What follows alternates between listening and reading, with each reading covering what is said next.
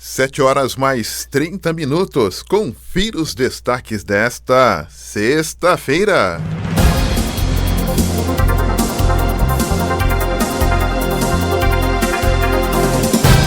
E a Justiça considera ilegal a licença-prêmio a servidor municipal durante a pandemia em Jacareí. Ana Lúcia Ferreira, o seu destaque. E o Hospital Municipal de São José dos Campos atinge a taxa de 88% na ocupação de leitos da enfermaria exclusiva para atendimento de pacientes diagnosticados com Covid-19. E o destaque esportivo é seu, o Internacional Douglas Araújo. Doni, a Globo rescinde com o Campeonato Carioca. Fórmula 1 está de volta e o Real Madrid se distancia na ponta. E mais, Caixa tem registrado aí um novo dia de instabilidade, né? Em meio ao recebimento do auxílio de emergência do FGTS. Deu pane ontem, muita gente tentou fazer aí o recebimento do seu benefício e não conseguiu com o pane no aplicativo da Caixa. E hoje nós teremos como convidado o diretor do Sindicato dos Metalúrgicos de São José dos Campos, o Herbert Claros. A gente vai destacar a situação da Embraer, que está tendo uma proposta de PDV, que é o plano de demissão voluntária. E também vamos conversar com a Sueli Cruz, que é presidente do Sindicato dos Trabalhadores Públicos Municipais de Jacareí, a partir das 8h20. Esses destaques e muito mais você confere agora. A Rádio da Diocese abre espaço para a informação, as notícias da sua cidade, do país e do mundo. Começa agora, Jornal da Mensagem.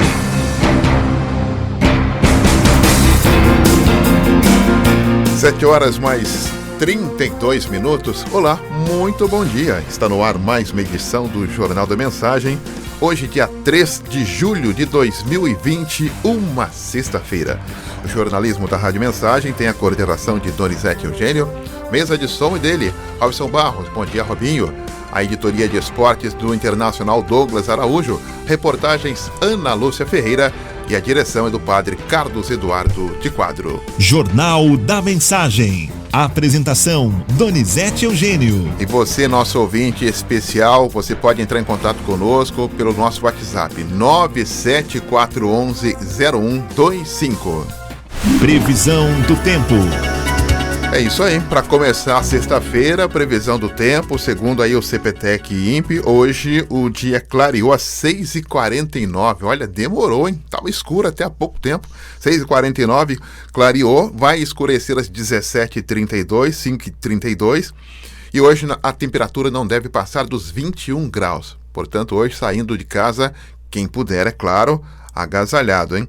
Nesta sexta-feira, o dia será de sol com variação de nuvens na região. No litoral, haverá mais nebulosidade e haverá também possibilidade de chuva fraca. As temperaturas não apresentarão mudanças significativas e seguirá a sensação de frio entre noite e madrugada. Está um pouquinho gelado hoje, a temperatura é de 11 graus aqui na nossa cidade. Para amanhã, sabadão, a tendência é de sol entre poucas nuvens na região e as temperaturas máximas vão apresentar um leve aumento. Estradas. 7 horas mais 33 minutos, vamos com as informações das estradas, atualizando informações. Sexta-feira chegou e muita gente ligadinha no jornal querendo saber. Ana Lúcia Ferreira chegando com as informações. Oi, Ana, muito bom dia. Oi, Doni, bom dia para você, bom dia para todo mundo que nos acompanha aqui pela Rádio Mensagem. A movimentação já muito intensa aqui na nossa região metropolitana do Vale do Paraíba, saída para São José dos Campos neste momento bastante movimentada. O motorista aí faz um bom caminho, no entanto, não encontra nenhuma dificuldade, não encontra nenhum problema em relação ao seu trânsito e também nenhum registro de acidentes nas últimas horas.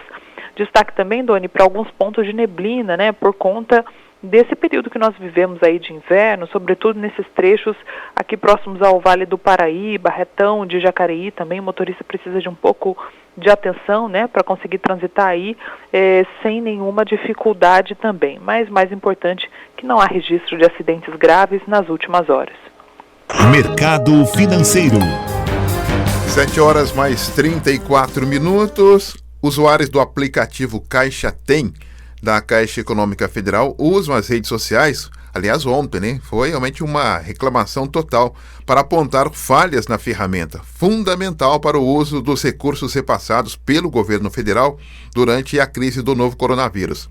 A hashtag Caixa Tem Não Funciona no Twitter reuniu relatos de problemas dos usuários desde o sumiço de contas a alto tráfego de acessos. A Caixa diz que clientes e beneficiários estão conseguindo concluir as operações apesar das intermitências. Agora tem uns nomes bacanas, né? Intercorrências, intermitências, inconstâncias. Tá ficando bacana. A Caixa esclarece também que a primeira semana de julho, em que ocorreram aí os processos de fechamento e início do mês, somados aos lançamentos dos créditos dos benefícios emergenciais e folhas de pagamento mensais, alguns serviços poderão aí, logicamente, representar intermitência momentânea. Esporte. 7h mais 36. O Internacional, Douglas Araújo, com todas as informações nesta sexta-feira. Vai pegar no pé de quem hoje, Douglas? Bom dia. Bom dia, Doni. Bom dia, Ana Lúcia. Bom dia, Robinho. Eu não pego no pé de ninguém, não, Doni. Ah, você não pega no pé de ninguém? Eu não. Quem pega no pé dos outros é o Jairo Forte. Ah. O Jairo que pega no pé. Então você está inconsistente. Eu gostei da palavra intermitência, viu, Doni? Intermitência? Intermitência. Eu gostei da palavra intermitência. Eu vou anotar aqui e procurar o que significa, tá bom? Aquela história, o meu carro velho, quando eu bato na chave e não pega, ele está intermitente, né? Ou inconsistente. Qual que seria? Não, eu acho que o carro precisa trocar mesmo, mas eu acho que é inconsistente. Você já foi de carrinho mesmo, hein? Intermitência é quando ele funciona, para ali na frente, você dá uma empurrada, ele funciona de novo. Aí ele para de novo, você pede o pessoal empurrar, dá mais um tranco, isso é intermitência. Entendeu? Bacana, tá vendo? Já tem aí já uma nova analogia pro meu carro velho, viu? Exatamente. Ô Doni, por falar em intermitência, o Campeonato Carioca continua uma bagunça, né não, Doni? Ontem a Rede Globo soltou uma nota aí que ela rescindiu o contrato de transmissão dos jogos do Campeonato Carioca. E qual foi o motivo dessa decisão da Globo aí, que há décadas aí transmite o futebol, né? Foi o jogo lá do Flamengo, que foi transmitido pela TV Fla. A Globo entendeu que isso foi uma quebra de contrato, porque ela detinha a exclusividade. Apesar do Flamengo não ter assinado esse ano com a Globo, antes mesmo lá da pandemia, já havia uma negociação que estava meio emperrada. O Flamengo viu aí nessa nova MP do futebol aí, que o pessoal chama de MP do Flamengo, né? Foi lá, o presidente do Flamengo foi conversar com o presidente da República e da reunião surgiu essa MP, o pessoal chama de MP do Flamengo, mas a MP, a medida provisória, permite que hoje, antes da MP, vigorava o seguinte sistema, né, Doni, o tal do direito de arena. Para você transmitir um jogo de futebol, você precisava da anuência dos dois participantes da partida. Com essa MP, o mandante fica responsável pela transmissão. Então o Flamengo, se valendo dessa MP, transmitiu o jogo lá contra o Boa Vista pela TV Fla. Tem uma repercussão aí, o pessoal está achando que acabou as transmissões pela televisão, que agora vai ser tudo pela rede social. Eu não sei se eu concordo, viu, Doni? Porque nessa transmissão específica do jogo do Flamengo, a torcida do Flamengo, que é tida como a maior do Brasil, estava um tempão sem assistir jogo, sem ver o Flamengo na televisão, no Facebook, qualquer coisa que seja. Então a audiência foi bastante considerável, né? Segundo informações aí, só nesse jogo foram 2 milhões de acessos simultâneos. Mas eu não sei se numa temporada regular você consegue manter essa média aí em todos os jogos, viu, Doni? Olha, ô Douglas, olha só, eu também concordo com você. Eu acho que o brasileiro, se ele puder somar, é melhor, né? Se puder transmitir em qualquer veículo, em todos os veículos, é melhor. Porque todo brasileiro fica reclamando da exposição dos times europeus, né? Mas eles também têm acesso a todas as mídias. Por exemplo, se eu tenho o meu time, eu vou passar só no canal do meu time. Se eu sou corintiano, você acha que eu vou usar o meu celular para ficar assistindo o jogo do outro time? Não vou fazer isso. Mas na televisão eu assisto. Eu estou em casa, estou no aconchego, mas eu não vou ligar meu celular para assistir o time do outro. Tem sentido. Não, eu concordo exatamente. Você está em casa, você chega, sei lá, a gente sai sábado do Panorama, chega em casa na hora do almoço. Quando você liga a televisão, o jogo que estiver passando, você assiste. Não importa o time. Mas no celular você não ia fazer isso, né? No celular você não ia fazer. No celular você não vai parar e procurar, não, peraí, deixa eu ver que você está passando um jogo. Tá passando aqui o jogo do São Paulo, deixa eu entrar na rede oficial do São Paulo Futebol Clube para assistir. Isso não vai acontecer. Então os times aí outra coisa, né, Doni? Por conta dessa pandemia, a gente viu que a história da internet no Brasil, né? O pessoal que estava invisível aí. Então você acha que os 200 milhões de brasileiros têm internet também não é assim que funciona, né? Tem alunos sem estudar até agora, né? Exatamente. Então, a questão do jogo do Flamengo, você tinha uma demanda reprimida de 3, 4 meses sem futebol na televisão, sem futebol na internet, você não via futebol nas redes sociais, só reprise, então que eu acho que essa explosão que deu no jogo do Flamengo, primeiro o protesto da torcida em relação à emissora, né, que o pessoal elege um vilão, não conseguia renovar, mas a Globo decidiu rescindir, só que o campeonato desse ano, 2020, o pagamento está garantido. Mas provavelmente essa semifinal da Taça Guanabara, da Taça Rio aí, não vai passar na TV aberta não, viu, Doni? Então não sei. E como oficialmente está rescindido, pode ser que os outros clubes também queiram transmitir, os mandantes, né, queiram transmitir os seus jogos nas respectivas redes sociais, né? Vamos ver o desenrolar disso aí.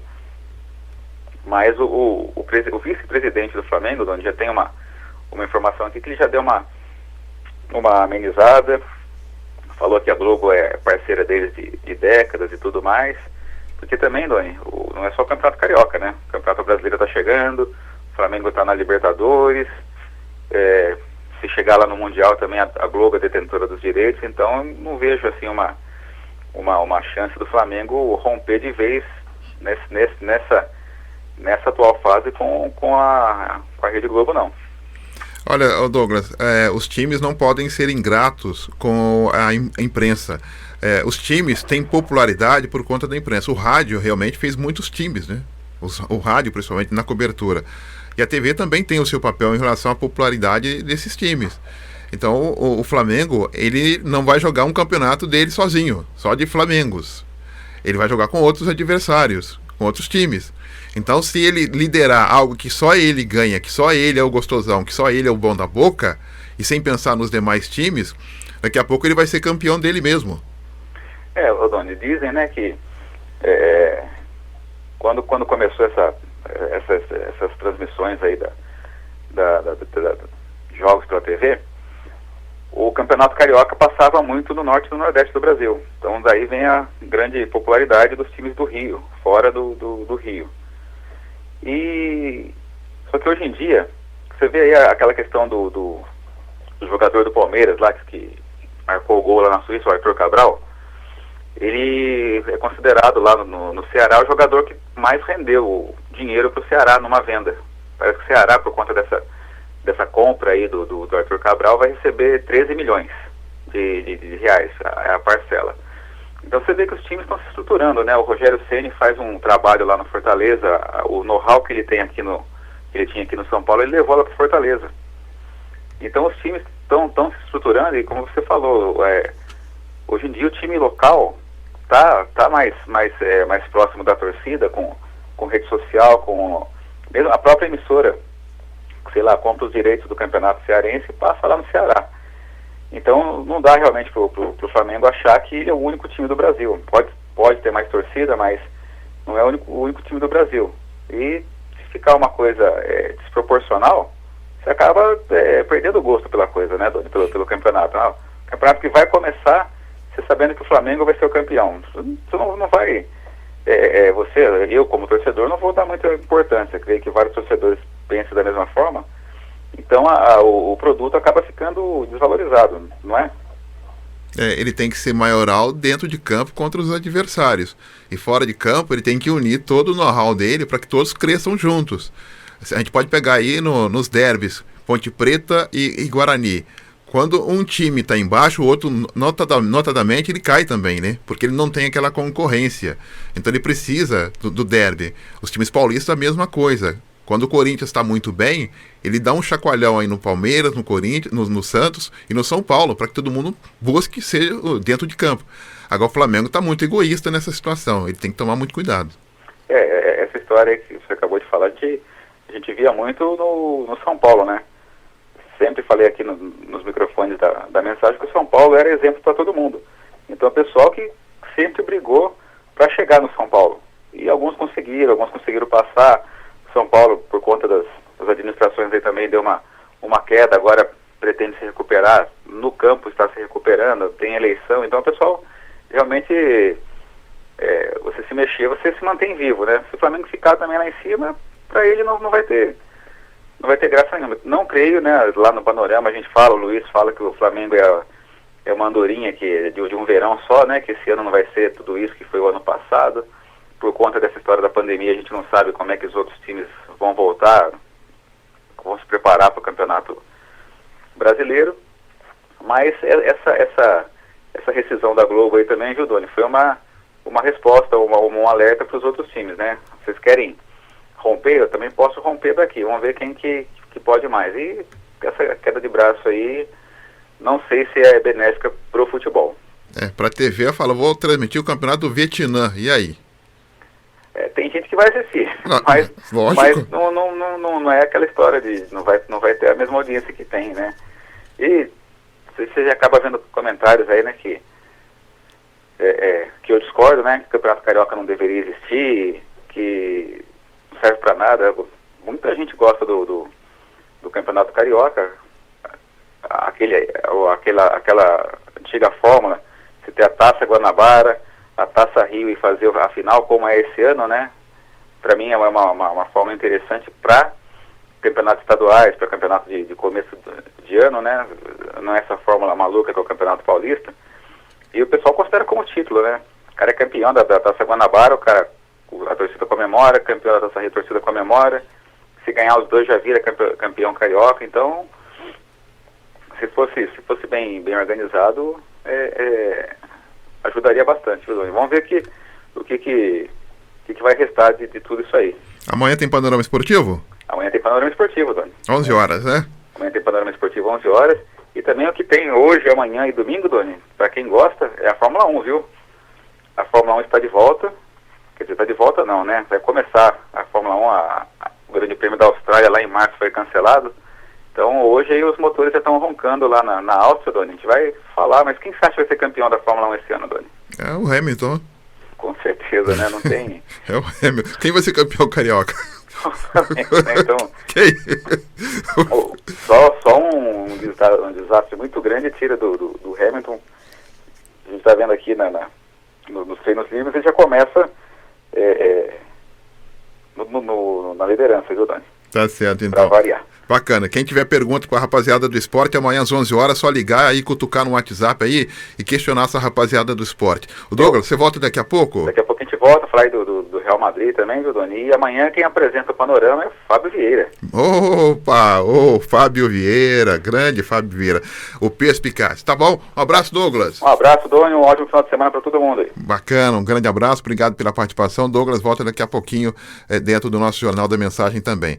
Olha, eu discordo do Douglas que o campeonato do Vietnã não tem audiência, hein? Tem sim. Quem é que não se lembra do Desafio ao Galo? Ah, muita gente lembrou, hein? Era campeonato varziano, hein? E todo mundo assistia o campeonato varziano. E quem sabe o campeonato do Vietnã vai ser legal também, né?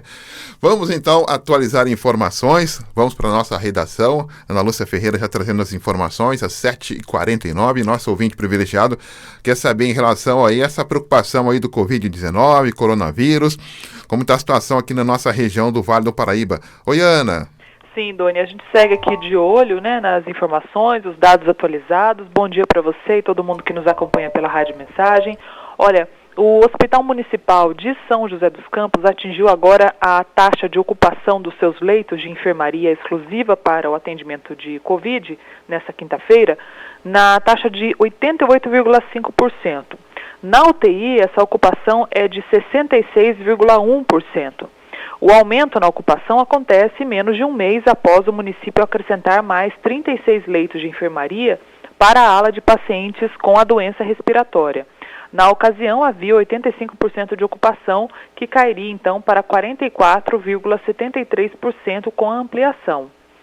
Segundo a Prefeitura, a próxima ampliação de leitos ocorre com a conclusão do novo pronto-socorro em andamento. O espaço, que tinha previsão de ficar pronto até o dia 15 de julho, deve ser liberado durante a próxima semana. Só para o nosso ouvinte entender aí a contextualização, né? A gente falou bastante da questão da importância do isolamento social, né, de não flexibilizar, e que isso era o que os especialistas estavam dizendo, né, o risco de contágio, etc. Mas a gente percebe que em cidades ricas, como São José dos Campos, essa lógica foi de alguma forma invertida. Por quê? Porque a cidade tem condições de ampliar a sua capacidade de atendimento. Então, esse foi um dos argumentos aí utilizados pelo prefeito para flexibilizar, né, o quanto antes, né, o atendimento, que ele só conseguiu, na verdade, em sintonia com todo o estado no início do mês de junho. Então, São José ainda está numa situação confortável, Jacareí também tem uma situação bastante confortável. Essas cidades que têm mais condição, neste momento, vão oferecendo à população essa possibilidade de poder contar com o atendimento. Mas é claro que o aumento de casos aí é recorde, né, em praticamente todo o país, por conta desses processos todos de flexibilização. E aí, nós tivemos, inclusive, Doni, casos aqui na região, né, de cidades que registraram novas mortes por coronavírus nesta quinta-feira. São José dos Campos confirmou a morte de número 99 por coronavírus na cidade. Jacareí confirmou que o número de óbitos subiu para 38 agora. E Caraguatatuba registrou o 35º caso de morte por Covid-19. Ubatuba também registrou um novo caso fatal e agora contabiliza 10 mortes. Pinda já tem a 13ª morte. Os óbitos foram informados por essas secretarias municipais de saúde. Eles ainda não constam, claro, nos balanços dos governos estadual e federal. São José tinha 95 casos, né, até quarta-feira, o que a gente falou aqui ontem. Então foram registradas 4 novas mortes somente nas últimas 24 horas. A morte que aconteceu aqui em Jacareí foi de um homem de 74 anos de idade. Ele faleceu no dia 30 de junho em uma unidade particular aqui da cidade de Jacareí e possuía uma doença pulmonar crônica. Então nós temos até agora, Doni, o seguinte balanço: São José dos Campos com 3.253 casos positivos, são 2.089 recuperados, internados agora são 62 pessoas e mortes já são 99, um número bem alto. Jacareí contabiliza 636 casos da doença, são 419 recuperados, 31 internados e mortes são 38 até agora em Jacareí, Doni. Muito bem, então, olha, São José, 3.273 casos confirmados. Estamos aí numa sexta-feira, logicamente à tarde já tem novos dados, novos relatos também. Jacareí tem 38 óbitos confirmados e São José tem 99 óbitos confirmados também. Olha, Ana, em relação à questão da flexibilização, ontem conversando com alguns amigos, a questão de que eles estão abrindo alguns estabelecimentos. E hoje o próprio governador deve dar aí novas medidas, né, de reabertura, mas eles estão esquecendo de equalizar o transporte público, né? Quando você abre de um lado um setor, você tem que também indicar que a frota de ônibus tem que aumentar, né? 2 ônibus, 3 ônibus, enfim, a matemática eu não sei, mas você tem que flexibilizar, porque ontem eu estava acompanhando que os ônibus estão virando lata de sardinha, viu? Sim, Dona, é verdade. Aqui em Jacareí esta é a realidade. Outro dia até peguei o ônibus e, na verdade, fui pro ponto de ônibus sem aviso prévio, né, sem olhar o horário, e fiquei ali esperando 1 hora um ônibus por volta de 9 horas da manhã, um dia de semana. Então, a gente tem essa restrição aí bastante severa, né, e a movimentação no comércio ela ainda existe. Agora, ontem também passei aqui na cidade, fui numa consulta médica depois das 4 horas da tarde e a gente percebeu uma outra situação também que chama atenção. Todos os comércios, uma grande parte deles fechados depois de 4 horas da tarde, e alguns comércios ainda assim funcionando, viu, Doni? Bem ali na região central de Jacareí, né, abertos, funcionando, passíveis de multa, inclusive, né, de fiscalização aí do poder público, uma vez que a orientação é funcionar até 4 horas da tarde, né, e a maioria dos comerciantes estão aí obedecendo. Mas essa questão aí do ônibus agrava ainda mais a situação, viu, Doni? Inclusive o prefeito Isaías Santana já tinha falado aqui na Rádio Mensagem, várias vezes, inclusive nas últimas semanas, dessa questão do dilema que o transporte público vive neste momento, né? É um período que estaria se discutindo reajuste de tarifa, teve já uma queda muito acentuada no número de passageiros, essa queda ela já vinha se instalando ao longo dos últimos anos, ou seja, a população não está mais utilizando tanto assim o transporte público está se tornando um sistema muito caro para uma cidade como Jacareí, e isso tudo está em constante questionamento. Inclusive, há poucos dias a gente deu a notícia aqui na Rádio Mensagem de que a Defensoria Pública pediu aí a suspensão, né, dessas discussões envolvendo aumento de tarifa agora no meio da pandemia. É mais um fator, mais um ingrediente aí em todo esse cenário complexo em relação ao transporte coletivo no município de Jacareí, que tem hoje o monopólio de uma empresa só. Tá certo, a Ana volta daqui a pouco com outras informações também, trazendo informações. E você também pode dar a sua opinião sobre vários assuntos pelo nosso WhatsApp, 974110125, já liberado para a sua participação. E daqui a pouco a gente dá uma passada aí nas pessoas, ou seja, nas mensagens, né, que estão sendo veiculadas aqui para gente. E muita gente acompanhando, tomando o seu café, tá arrumando a sua cozinha, mas ouvindo aí nosso Jornal da Mensagem também. Olha, livros da biblioteca poderão ser devolvidos somente quando as aulas voltarem aqui em Jacareí. As pessoas que têm livros emprestados na Biblioteca Municipal Marcelo Soares de Jacareí e querem devolver, devem esperar a volta das aulas quando o espaço for reaberto, hein? Hoje, para você ter uma ideia, a biblioteca tem cerca de 200 livros em circulação que foram levados pelos leitores antes da pandemia. Então pode ficar tranquilo, você vai devolver esse livro após aí a reabertura. A Secretaria Municipal de Educação informou ainda que não será cobrada a multa no retorno desses livros, que quando voltarem à biblioteca deverão entrar em quarentena, cumprindo aí um protocolo de armazenamento de 14 dias. A Biblioteca Municipal, localizada na Avenida 9 de Julho, fica no centro de Jacareí, está fechada no momento por conta da Covid-19. Então, 200 livros estão em circulação. Quem emprestou, fique tranquilo, pode ler de novo, né, esse livro, pode fazer uma releitura e depois, quando reabrir a Biblioteca Marcelo Soares, aí sim fazer a sua entrega aqui em Jacareí. 7h57, e o frio, hein? O frio deve seguir forte em julho, no mês de julho. A previsão é do CPTEC, o Centro de Previsão de Tempo e Estudos Climáticos do INPE. As informações chegando com Ana Lúcia Ferreira. O frio deve continuar na maior parte do país durante o mês de julho. No entanto, em algumas regiões ainda deve haver chuva e baixa umidade. A informação é do Centro de Previsão do Tempo e Estudos Climáticos do INPE. Michael Weber é meteorologista do centro e comenta a previsão para todo mês que começou agora. O mês de julho faz parte então do inverno climatológico, né? Portanto, na região sul do Brasil temos uma incursão maior de sistemas frontais e com isso massas de ar que provocam frio. Por vezes essas frentes frias que avançam também provocam alguns temporais e chuvas localmente de forte intensidade em algumas áreas da região sul e também parte ali da região centro-oeste do Brasil. Por vezes, sistemas também avançam aí, provocando chuva em parte dos estados do Sudeste, principalmente na faixa leste ali de São Paulo e também do Rio de Janeiro. Na região Nordeste, as chuvas são mais frequentes no mês de julho, principalmente na faixa leste da região, por ser então a estação chuvosa dessa faixa da região Nordeste. Na região Centro-Oeste, tipicamente, tem-se dias com amplitude térmica bastante acentuada, ou seja, noites relativamente mais frias, noites e madrugadas relativamente mais frias, e tardes relativamente quentes e também com umidade relativa bastante baixa no período da tarde.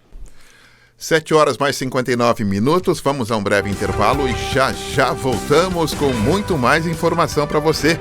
Participe conosco. 97411-0125.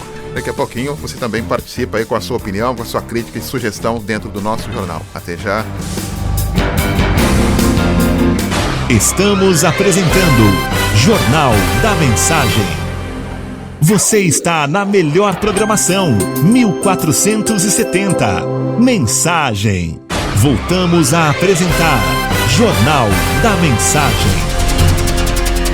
8 horas mais 3 minutos. Muito bom dia. Já chegamos à primeira meia hora de informação nesta sexta-feira, 3 de julho de 2020. Momento que a gente destaca manchetes de alguns dos principais jornais que já estão nas principais bancas da sua cidade. Jornal Folha de São Paulo. Decisões de Gilmar Mendes podem represar até R$1 bilhão por mês.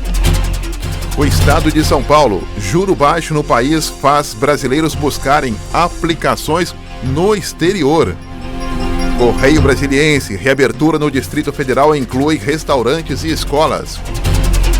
Jornal O Estado de Minas. Preste atenção nesta manchete do jornal Estado de Minas, hein? Mineirão lotado, 61.927 torcedores. Vítimas de Covid-19, 67.900 mortos. É a dimensão de uma tragédia no Brasil. Jornal Zero Hora. Em 4 anos, 18 prefeitos tiveram mandatos interrompidos no Rio Grande do Sul. O Diário de Pernambuco. Pernambuco libera esportes individuais. Tribuna do Norte. Estoque de medicamentos para UTI no Rio Grande do Norte enfrenta dificuldades. Diário do Nordeste. Congresso adia eleições municipais. Valor Econômico. Congresso alerta STF para drible do governo em privatizações. Jornal Globo. Alta da indústria em maio indica que pior da crise já passou. Jornal O Extra. INSS muda as regras para aposentadoria. E os jornais regionais destacam: o Vale, com 1.500 casos em 7 dias, região registra mais de 7.500 casos. E o Diário de Jacareí destaca: Justiça considera ilegal licença-prêmio a servidor municipal durante a pandemia. Jornal da Mensagem. A informação ao seu alcance. E a Embraer negocia a abertura de PDV para funcionários em férias coletivas. Para a gente entender um pouquinho dessa proposta da empresa, nós estamos em contato com o diretor do Sindicato dos Metalúrgicos de São José dos Campos, o representante sindical da empresa, o Herbert Claros, que já está conosco na ponta da linha. Herbert, muito bom dia, muito obrigado pela atenção com a Rádio Mensagem. Muito bom dia a todos os ouvintes. Quando se fala dessa negociação da abertura de PDV para funcionários em férias coletivas, vocês ficaram sabendo a partir de quando, Herbert? Bom, isso que é o problema, né? Nós ficamos sabendo ontem, ao mesmo tempo que a imprensa ficou sabendo, foi a hora que a empresa entrou em contato com o sindicato pela manhã e nos comunicou dessa decisão de abrir o PDV. Por o nosso ouvinte entender, o PDV é aquele plano de demissão voluntária? Isso, é o plano de demissão voluntária, onde normalmente, né, a empresa oferece estímulos financeiros principalmente, para que o trabalhador, para aquele trabalhador que queira, que acha que está no momento de sair da empresa, se desligue e receba algum tipo de benefício por isso, né? O problema é justamente que a Embraer o que a Embraer oferece não é nenhum benefício, né? Na verdade, o que ela está oferecendo é uma demissão comum com uma indenização de um salário. Isso não é um PDV. Não podemos, a verdade é que nós não podemos chamar de PDV. Bom, em relação à questão do PDV, pelas negociações que você e o próprio sindicato já participou de várias épocas também, a empresa é obrigada a dar um percentual do que ela pretende que desligue da empresa ou não? Não, obrigada ela não é.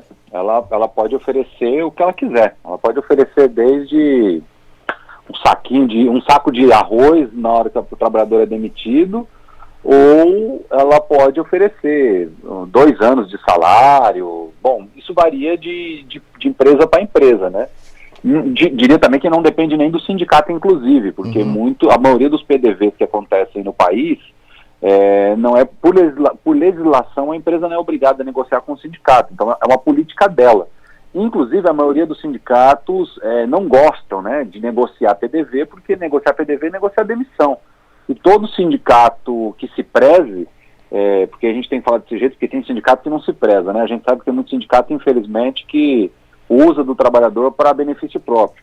Mas um sindicato que se preza, um sindicato que acredita no direito do trabalhador como o nosso, nós achamos muito ruim negociar a demissão, entende? Ainda mais no momento que o país está vivendo hoje de pandemia, o trabalhador precisa ter a segurança do emprego para poder se manter durante esse período, né? Mas, Herbert, mas se não tiver a participação do sindicato, o sindicato sai com a mão atrás e a outra na frente e não precisa nem oferecer nem o saco de arroz, como você citou, né? A realidade que a gente tem no país hoje é essa. Quando o sindicato não intervém numa negociação, a livre negociação, que todo mundo às vezes fala que é muito melhor para o trabalhador, tem se mostrado que é justamente o contrário, né? Saiu inclusive uma matéria esses dias, se não me engano foi na Folha, no Estadão, onde um trabalhador se recusou a assistência do sindicato numa homologação, né, de quando ele foi demitido. Ele recusou porque o sindicato viu que tinha uma retirada de direito, ele não queria, o sindicato se recusava a assinar, né, a retirada de direito. O trabalhador quis fazer homologação mesmo sem o sindicato, e depois ele viu que 30 dias depois a empresa não depositou o dinheiro que ele devia receber. Então, são exemplos, né, pelo país que ficam claros. Quando o sindicato não ajuda, o trabalhador tende a ser mais prejudicado ainda. Infelizmente, né, isso é uma cultura patronal muito ruim no Brasil. Bom, a empresa tem 13 mil trabalhadores em São José dos Campos e a preocupação do sindicato pode atingir quantos desses 13 mil? Então, normalmente toda empresa, quando faz um plano de PDV, ela anuncia qual é a meta dela, né? Quanto que ela quer atingir nessa meta. A Embraer não apresenta, a Embraer não tem sido transparente nas negociações. Ela não só nos pegou de surpresa com esse anúncio, como também não anuncia metas. Então é difícil a gente dizer, viu? A Embraer tem 13 mil. Eu acho difícil, para dar uma opinião particular minha, eu acho muito difícil que os trabalhadores vão aderir a esse plano da empresa, porque primeiro porque ele é muito ruim, ele não é vantajoso, e segundo que as pessoas estão muito preocupadas em ficar sem emprego numa situação como essa. Foi por isso, inclusive, que existe uma cobrança para que o governo tenha medidas de proteção aos trabalhadores. A Embraer está indo na contramão do que o país está fazendo, que é proteger os empregos, não fazer demissão. Então é difícil te dizer, viu? Ser bem sincero, é difícil dizer. Hoje nós vamos ter uma nova negociação, às 18 horas, então a gente quer conversar com a empresa para ver como a gente encontra melhores mecanismos sobre essa situação. A suspensão da parceria com a Boeing e esse momento de pandemia Covid-19 são ingredientes que justificam toda essa tomada da Embraer? O que você pensa sobre isso? Olha, o principal problema na nossa visão a pandemia é um problema global, né?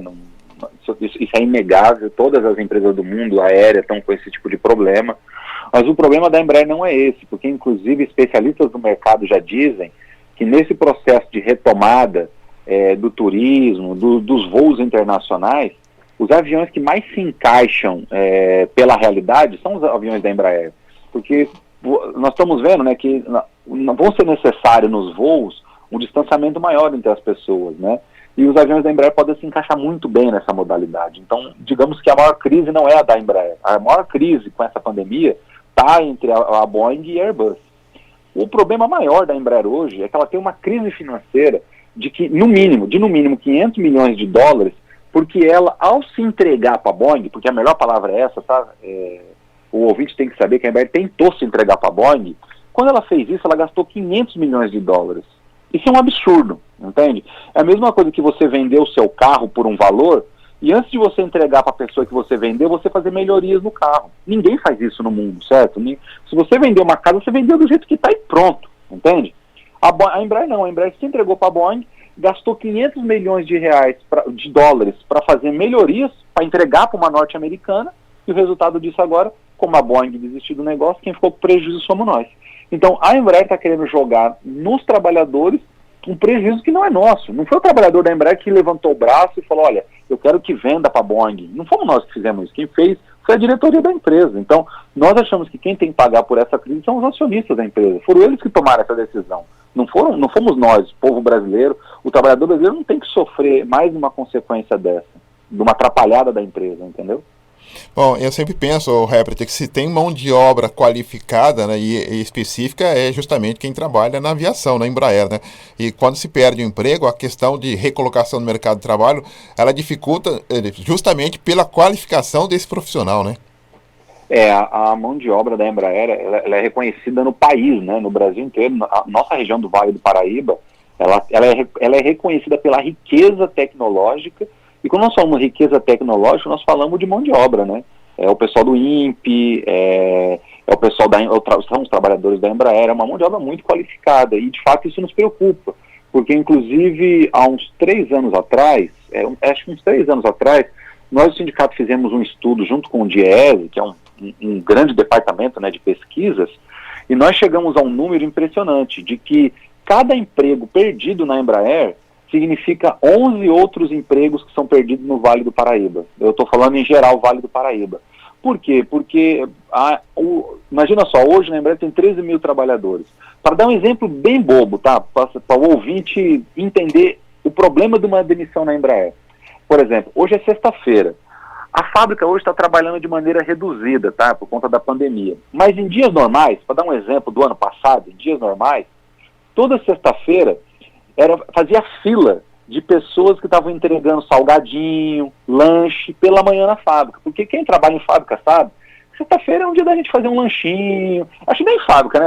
Na rádio também deve ter isso, né? Com certeza. Só leva um bolinho com café. Sexta-feira é um dia legal para a gente, de certa forma, se descontrair também no trabalho. Na Embraer é da mesma maneira. Nós temos um café de 10 minutos na Embraer todos os dias. E na sexta é um dia especial. Faz fila assim na portaria da Embraer. Quem já foi sabe o que eu estou dizendo. É entrega de salgadinho, entrega de lanche. Então você imagina que vai diminuir isso. Então até aquela dona de casa que faz salgadinho e que entrega lá na Embraer para os trabalhadores fazendo a sua confraternização, isso vai diminuir. Então é um reflexo muito grande. Eu dei um exemplo assim, bem pequeno de uma situação que envolve situações muito maiores do impacto de uma demissão na Embraer, entendeu? É por isso que o sindicato é contra, porque isso traz consequências, porque às vezes o ouvinte pode estar dizendo, poxa, eu moro aqui em Jacareí, tenho nada a ver com a Embraer, não conheço ninguém da Embraer.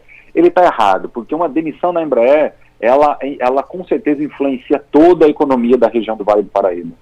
É importante isso que o Herbert citou, que às vezes quem mora no Vale do Paraíba não sabe das empresas que fornecem material para a Embraer, né, o Herbert?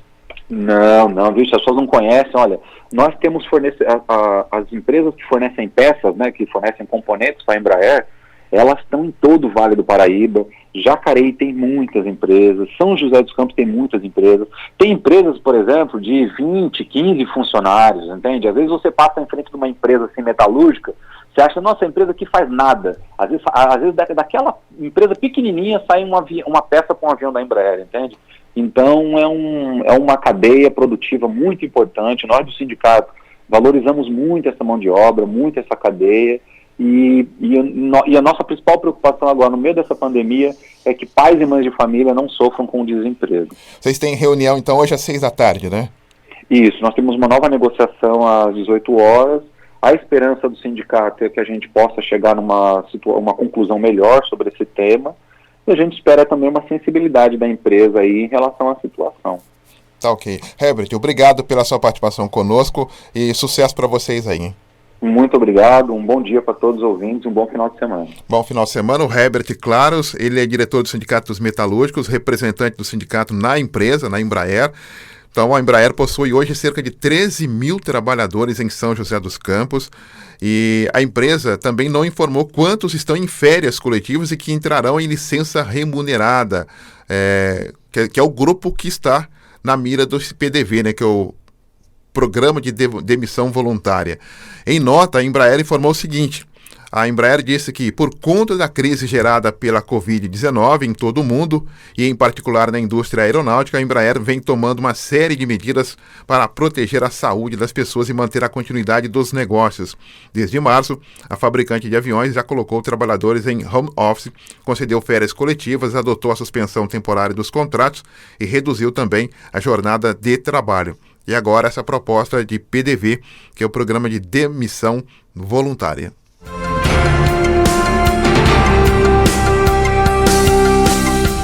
8h mais 17 minutos, 8h17. Vamos aqui dar uma passada no nosso WhatsApp, né?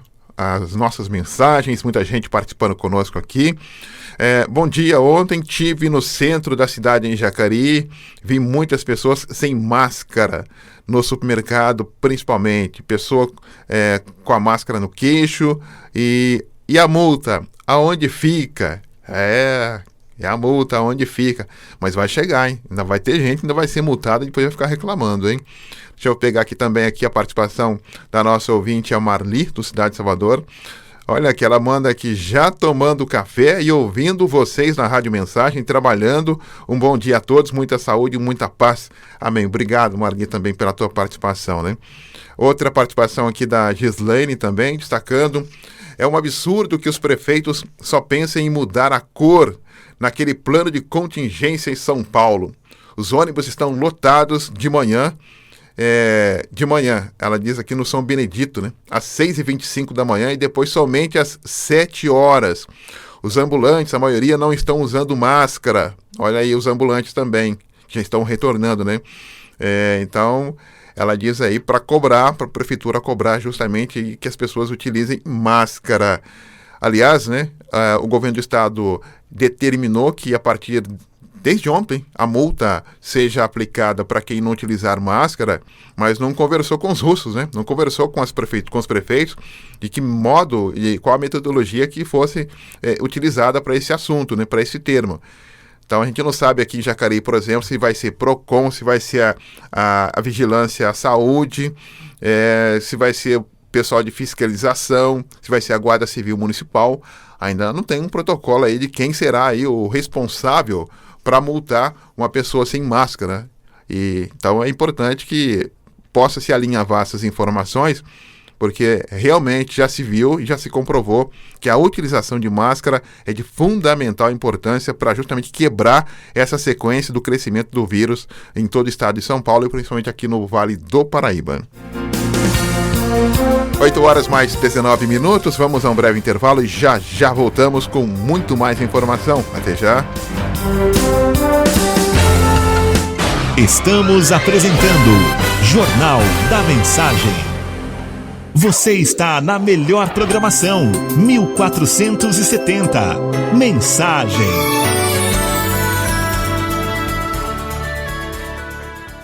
Voltamos a apresentar Jornal da Mensagem. 8h mais 22 minutos, de volta com o nosso Jornal da Mensagem. Família Coutinho também ligadinho no nosso Jornal da Mensagem, tomando café e acompanhando as notícias, sempre atento também Coutinho, um abraço e a toda a família Coutinho também. E a Justiça acatou um mandado de segurança encaminhado aí pelo Sindicato dos Trabalhadores Municipais aqui de Jacareí e declarou ilegal a imposição de licença-prêmio concedida pela Prefeitura de Jacareí. Para a gente entender um pouquinho o que aconteceu e também sobre a participação do servidor público também na pandemia, nós estamos em contato com a presidente do Sindicato dos Trabalhadores Públicos Municipais de Jacareí, a Sueli Cruz, que está conosco. Oi, Sueli, muito bom dia, obrigado pela atenção com a Rádio Mensagem. Bom dia, Donizete, Eugênio, bom dia aos ouvintes da Rádio Mensagem. A gente que agradece a oportunidade de estar esclarecendo mais esse ataque aí que os servidores sofreram, né? Bom, para o nosso ouvinte entender, a licença-prêmio é um direito que o servidor tem de acúmulos, de quando ele não falta durante o ano, ele vai acumulando um mês para ele tirar quando ele quiser. Agora com essa pandemia, com os trabalhadores em casa, em home office, o que aconteceu?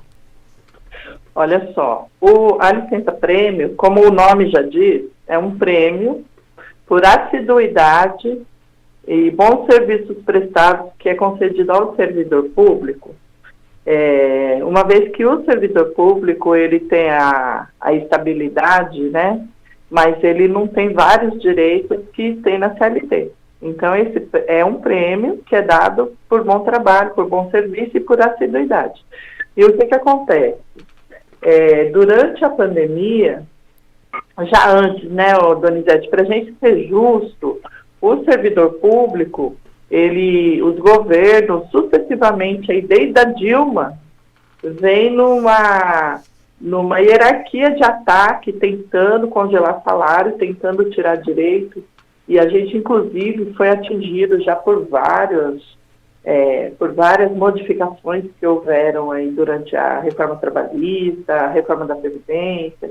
E aí, na pandemia, o que aconteceu? A prefeitura, ela decreta o estado de calamidade, ela justificando o investimento que ela tem que fazer na saúde, que não é por responsabilidade do servidor. Na verdade, esse investimento na saúde, essa precarização do serviço prestado pela saúde, ela é histórica já. E o servidor público, ele não tem responsabilidade nisso. Quem tem responsabilidade nisso são os governos que sucateiam o sistema, né? O Sistema Único de Saúde. E aí, o que acontece? O Isaías, ele, então, através de um decreto, no dia 30 de março, decreto 1009, ele avança sobre esse direito, que é um direito previsto na lei, por um decreto, tirando, então, transformando esse prêmio do servidor em obrigatoriedade de ficar. Ele trocou a licença remunerada, que seria o certo, o correto, e usou indevidamente esses dias da licença-prêmio. E aí o sindicato é contra, assim como nós também estamos questionando as férias compulsórias, porque nós entendemos que esses direitos previstos em lei, que são para gozo do servidor, ele tem que prestar aquilo que ele se propõe, entende? Então, por exemplo, não foi só a licença-prêmio que ele atacou também o direito de férias, ele colocou muita gente compulsoriamente de férias.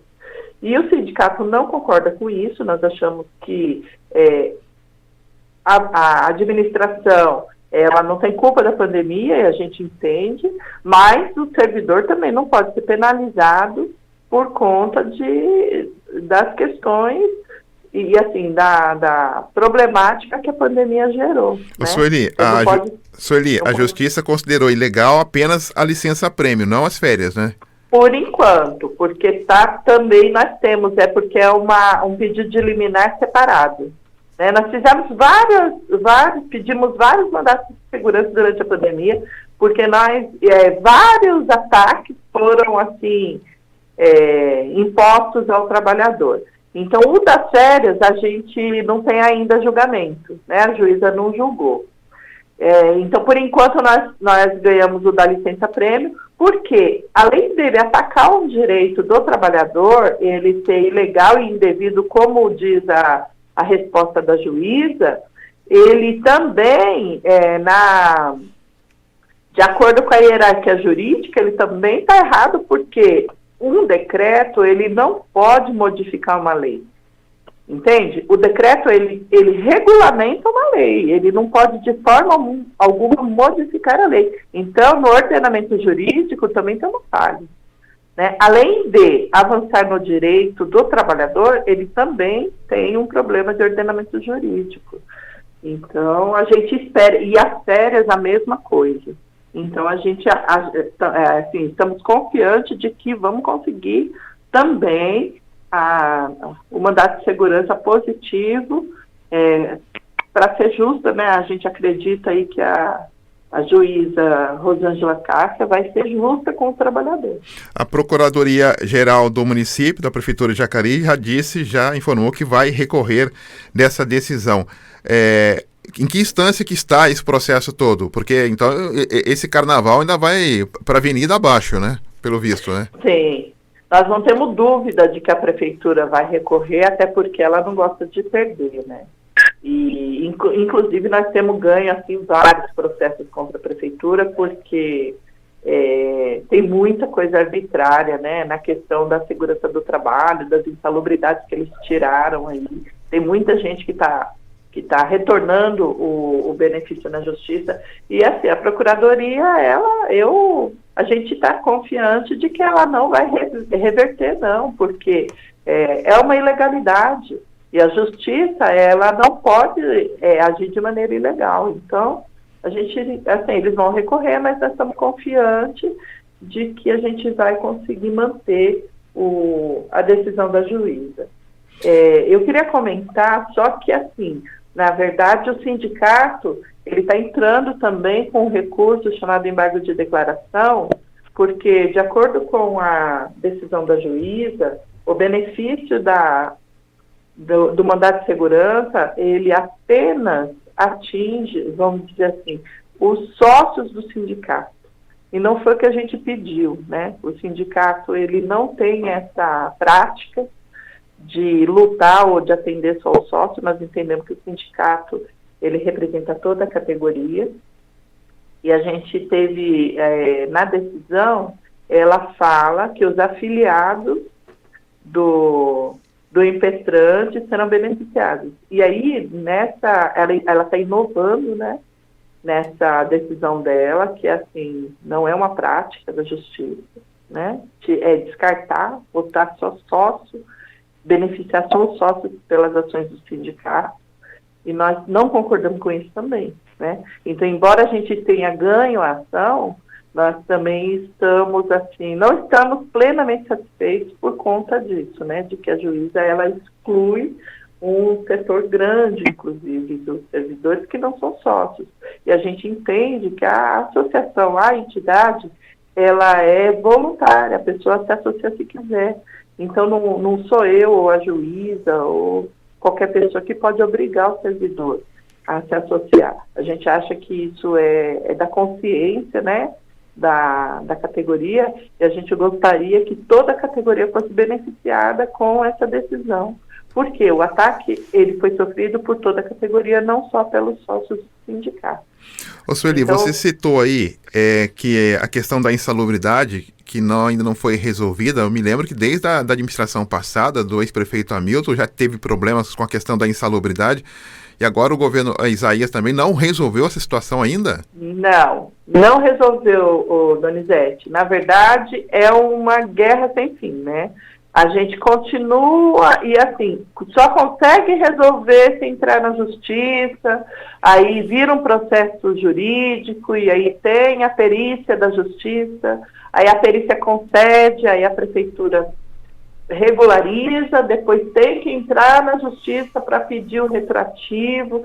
Então, acaba que a Secretaria a Segurança do Trabalho, né, o setor de segurança do trabalho, é um setor que a gente tem dificuldade de lidar, porque a gente reivindica, tem pessoas que estão há quase 3 anos esperando a visita do engenheiro de segurança para fazer um laudo técnico sobre a questão da insalubridade e até hoje não tem resposta.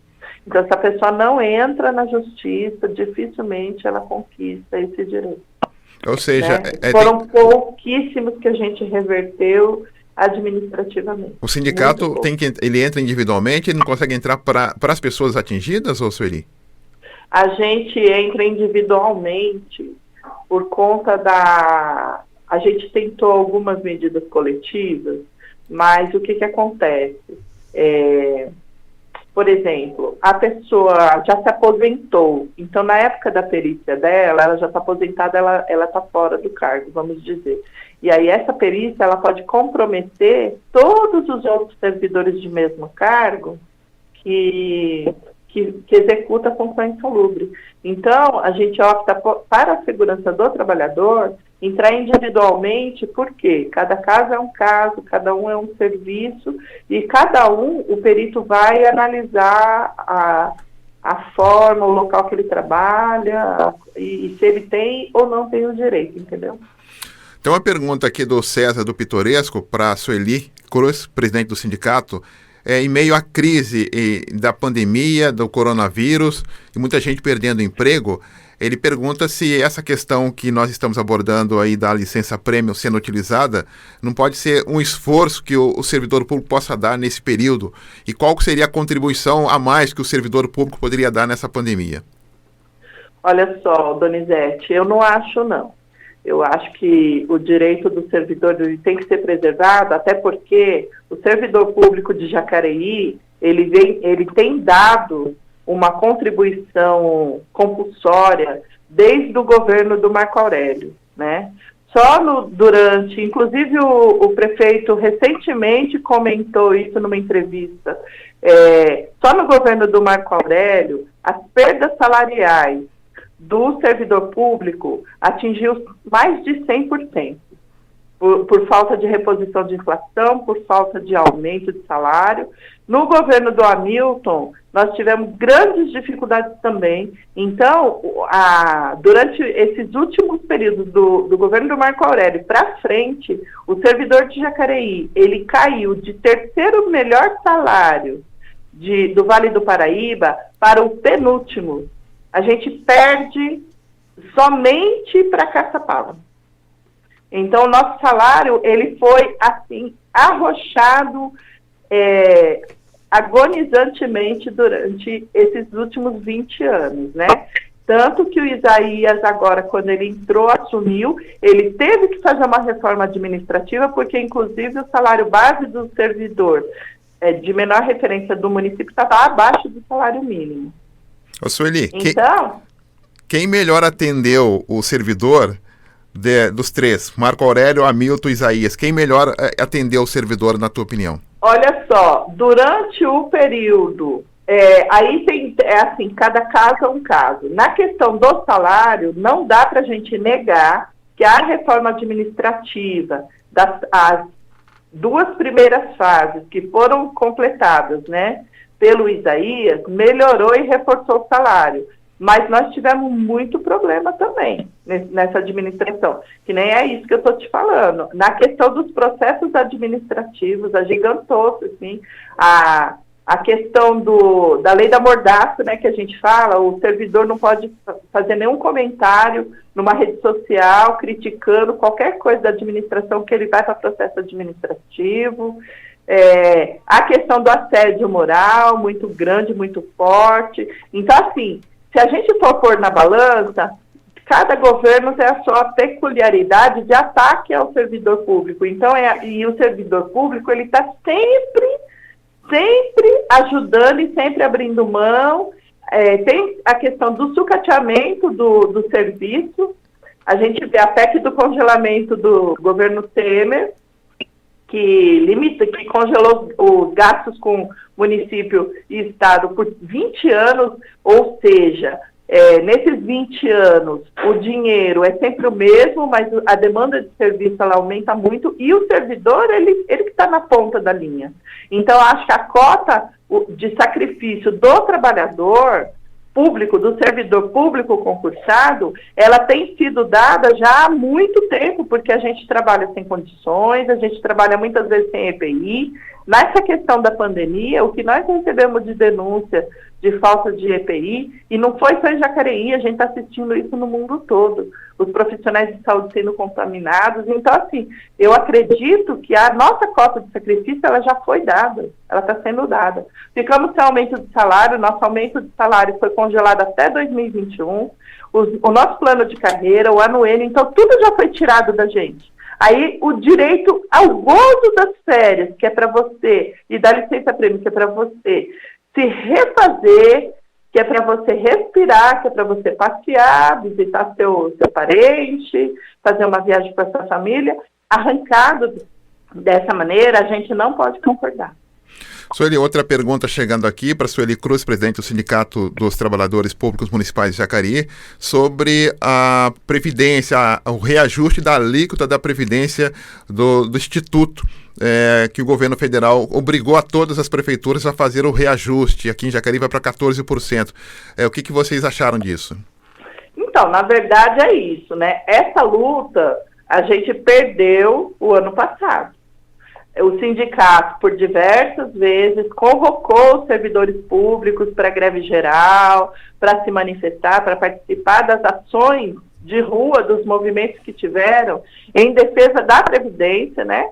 E, inclusive, assim, infelizmente, a gente não teve a colaboração aí das maiores centrais, da CUT, a Força Sindical, tipo assim, algumas das centrais, elas se refutaram dessa luta, elas não jogaram o peso necessário que precisava para impedir que a reforma fosse aprovada. Aquela questão era lá primeiro, né, Sueli? Teria que ter barrado no Senado primeiro, né? Isso. Essa alíquota, ela foi votada já o ano passado.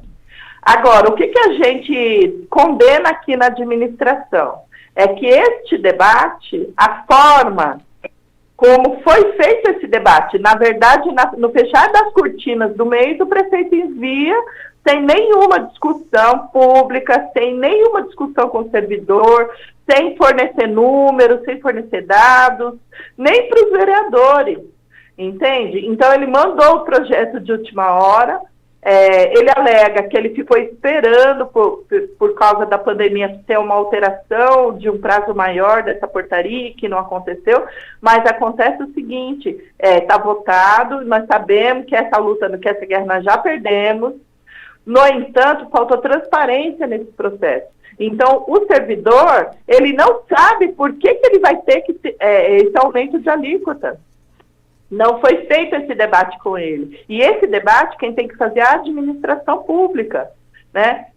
Não cabe ao sindicato fazer o trabalho que é da administração. Então, quem tinha que fazer, quem tinha que explicar para o trabalhador é o prefeito e a administração. E faltou, você entende? Então, nós estamos contra, sim. Estamos contra por quê? Porque o servidor não sabe por que ele vai ter que pagar. Então, nós achamos que a prefeitura, junto com a sua administração, tem que informar, tem que debater e tem que convencer o trabalhador de que ele precisa pagar, que é o que diz a lei. A lei diz o seguinte, que se você não aumentar a alíquota, daqui a alguns anos o Instituto ele não vai ter condições de pagar as aposentadorias. Mas, para isso, você precisa apresentar dados, apresentar números, né? Porque todo mundo quer se aposentar um dia. Então, se você tiver que aumentar a sua cota de sacrifício aí, o pagamento da sua alíquota, nenhum servidor vai se negar se ele souber que isso arrisca o direito dele de se aposentar. O que faltou foi o debate. Tá ok, então. Sueli Cruz, presidente do sindicato, só tenho que agradecer a tua participação conosco. Muito obrigado, muito bom dia. Até uma próxima oportunidade, se Deus quiser, hein? Obrigada, Donizete. Eu que agradeço a oportunidade aí. A gente fica à disposição para esclarecer as dúvidas dos servidores. Muito obrigado. Nós que agradecemos, obrigado aí pela sua participação. Então, portanto, confirmado que a Justiça considerou ilegal, né, a utilização de licença-prêmio do servidor nesse período de pandemia, mas a Prefeitura vai recorrer da decisão. Isso tem acontecido praticamente em todos os municípios, viu? O que aconteceu? Logo no mês de março, finalzinho de março, quando veio a quarentena, olha, fecha tudo, as escolas, os setores, não pode ficar ninguém. Como é que se faz, né? Como que você continua pagando o funcionário em casa?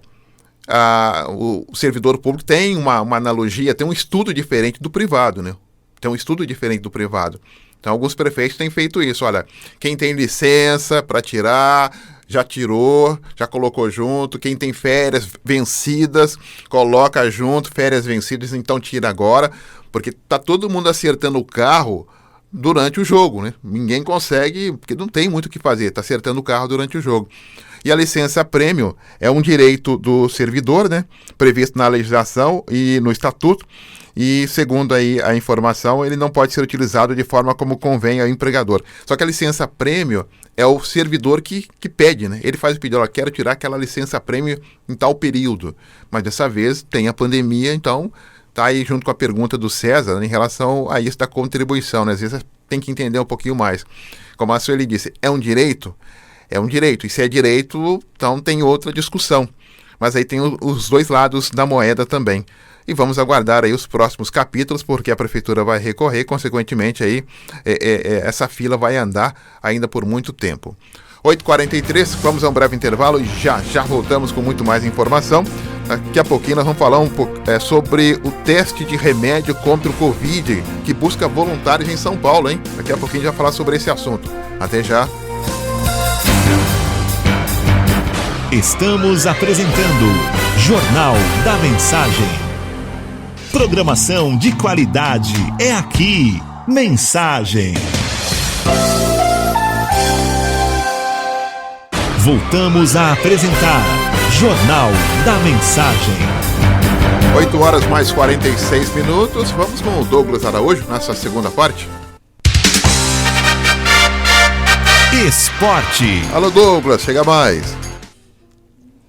Bom dia, meu caro Doni, amigos ouvintes do Jornal da Mensagem. De volta aqui no segundo tempo do esporte, Doni. Vamos falar que a Fórmula 1 está de volta. Ou melhor, a Fórmula 1 começa hoje, né, Doni? Os treinos livres aí pro Grande Prêmio da Áustria já estão rolando lá no circuito da Red Bull. A Fórmula 1 que ainda tem corridas a serem confirmadas. O calendário, que anualmente são de 20 corridas, tem por enquanto 8 corridas confirmadas. Lembrando que lá no começo, em março, chegaram a iniciar os treinos do Grande Prêmio da Austrália, mas por conta da pandemia, pessoal infectado, o Grande Prêmio foi cancelado, a Fórmula 1 foi paralisada e algumas etapas aí foram já canceladas por conta da pandemia, né? Grande Prêmio da Holanda, da França e tudo mais foram canceladas, mas hoje os motores voltam a roncar lá na Áustria. Qual é a novidade? Nenhuma novidade. E Lewis Hamilton continua mandando na Fórmula 1, mandando esportivamente, né? Nos treinos livres é o primeiro colocado com a sua Mercedes. E eu creio que com toda essa situação de pandemia, de falta de treino e tudo mais, o Hamilton tem chances de conquistar mais um campeonato mundial, tá certo? Voltando para o futebol, meu caro Doni, o Real Madrid se distanciou do Barcelona na liderança do campeonato espanhol, abriu 4 pontos com uma vitória ontem sobre o Getafe. O jogo não foi lá grande coisa, foi para mim a pior atuação do Real Madrid nessa volta do campeonato, no campeonato espanhol, mas aos 34 minutos o zagueiro Sérgio Ramos fez o gol, né? O Carvajal sofreu um pênalti. O pessoal já está questionando aí a história do VAR para ajudar o Real Madrid, mas foi um pênalti que nem precisou de ajuda, nada. O Real Madrid fez 74 pontos, o Barcelona tem 70. Faltam 5 jogos para o final dessa edição do Campeonato Espanhol. Sérgio Ramos, com esse gol, chegou a 68 gols no Campeonato Espanhol, então é o artilheiro. Dentre os zagueiros, é o jogador com o maior número de gols no Campeonato Espanhol, tá certo? Então o Real Madrid aí dando um passo importante para conquistar mais uma vez o Campeonato Espanhol, e o Barcelona nessa volta aí vai ter que suar bastante para chegar, para encostar no Real Madrid, né, e ultrapassar, lembrando que assim como no Campeonato Brasileiro, o Campeonato Espanhol é por pontos corridos. Então, o Real Madrid 74 pontos, Barcelona 70, e em terceiro lugar, já sem chance, o Atlético de Madrid com 59 pontos. Então, a disputa está entre Real Madrid e Barcelona, e o Real Madrid, mesmo não jogando bem, deu um importante passo aí para a conquista do Campeonato Espanhol, tá certo? Doni, para a gente finalizar, a gente vai falar aí da Taça Rio. A gente falou um pouquinho de Campeonato Carioca, de transmissão, né? As semifinais ficaram assim: Flamengo e Volta Redonda vão jogar no domingo, dia 5 de julho, lá no Maracanã, às 16 horas, e Fluminense e Botafogo jogam lá no Newton Santos, famoso Engenhão, também no domingo às 16 horas. Ou seja, apesar de serem jogos sem público, né? 3 das 4 grandes torcidas do Rio vão curtir futebol no domingo. Lembrando que o Vasco foi eliminado da Taça Rio. Se o Flamengo vencer, como foi campeão da Taça Guanabara, o Flamengo se torna campeão carioca sem a necessidade de um jogo final, tá certo? Se outro time vencer, vai fazer a final do Campeonato Carioca com o Flamengo, mas o Flamengo tem tudo para fazer barba, cabelo e bigode, tá certo, meu caro Doni? Doni, eu desejo uma ótima sexta-feira a todos, um ótimo final de semana, convidando a todos para amanhã, às 11 horas, ligar nos 1470 da Rádio Mensagem e curtir o Panorama Esportivo, tá certo? Um forte abraço a todos, Douglas Araújo para o Jornal da Mensagem. Valeu, Douglas, um abraço para você, muito obrigado, hein? Olha, ontem eu vi uma cena no Rio de Janeiro, a liberação de bares, né? Restaurantes no Rio de Janeiro, parecia festa mesmo, uma festa. O Rio tem tomado algumas decisões, o Rio de Janeiro tem sempre dito, né? Parece um estado de faz de contas, há muito tempo tem falado isso, o estado de faz de contas. E agora parece que a realidade está escancarada. Mas eu vi ontem a abertura de bares e as pessoas debochando do vírus, debochando do Covid.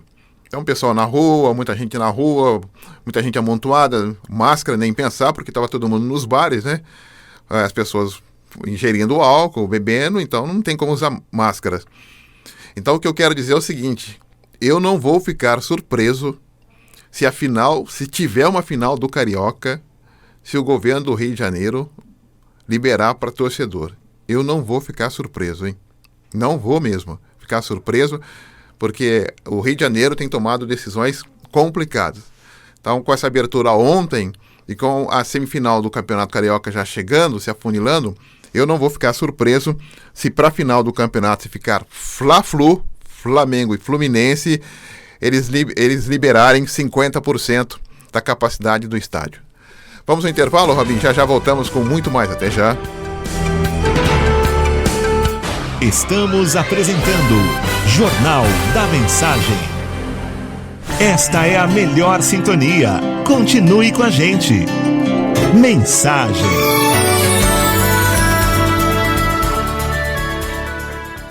Voltamos a apresentar Jornal da Mensagem.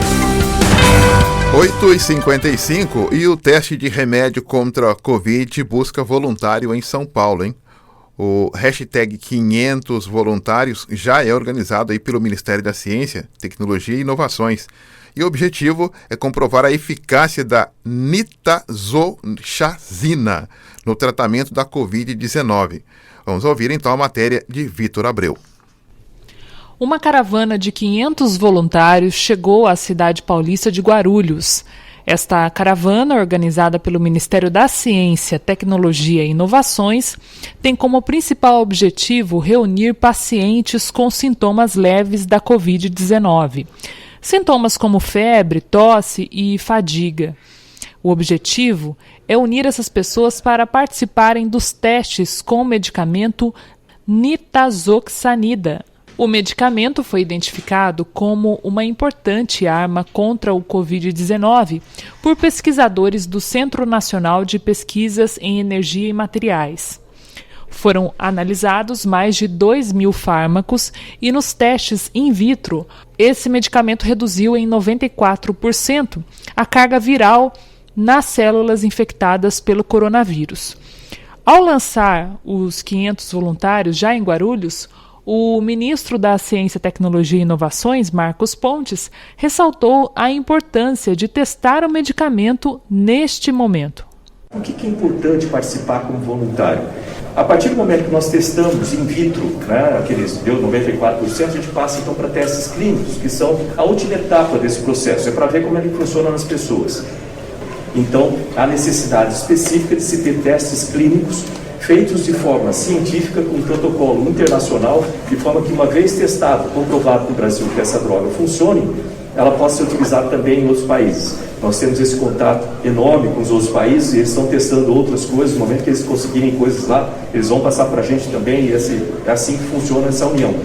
E especificamente com relação ao remédio, por que reposição? Porque é muito mais rápido de você ter o resultado que você desenvolver um remédio do zero. Desenvolver um remédio do zero demora muitas vezes 10 anos para fazer isso. E lembrando que esse medicamento ele não tem efeitos colaterais sérios, praticamente nenhum efeito colateral, usado inclusive para criança. É um remédio usado para verme, para giardia, para rotavírus.